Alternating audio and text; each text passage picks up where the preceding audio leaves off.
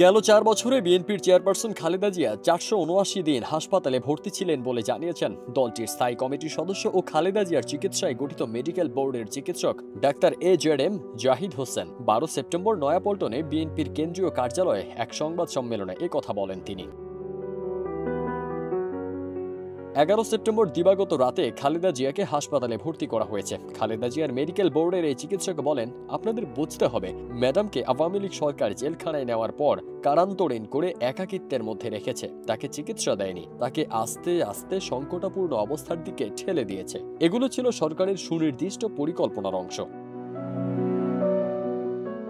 কারাবন্দী থাকা অবস্থায় বিগত সরকার খালেদা জিয়াকে হাসপাতালে ভর্তি করলেও তার যে ধরনের চিকিৎসার দরকার ছিল সঠিক সে চিকিৎসা হয়নি বলে দাবি করেন ডাক্তার জাহিদ। খালেদা জিয়াকে উন্নত চিকিৎসার জন্য এখনও বাইরে না নেওয়ার প্রসঙ্গে ডাক্তার জাহিদ বলেন, একজনকে বাইরে নেওয়ার জন্য শারীরিক সুস্থতা প্রয়োজন। প্লেনে উঠতে হলে নেগেটিভ চাপ সহ্য করার মতো সুস্থতা থাকতে হবে। প্লেন ল্যান্ড করার সময় কতটুকু সহ্য করার শারীরিক সক্ষমতা থাকবে সেটা কিন্তু গল্পের বিষয় নয়।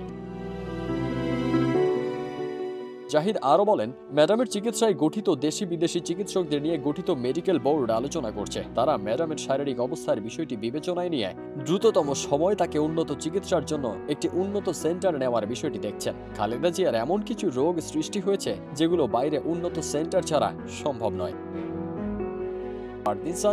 দেশ রূপান্তর।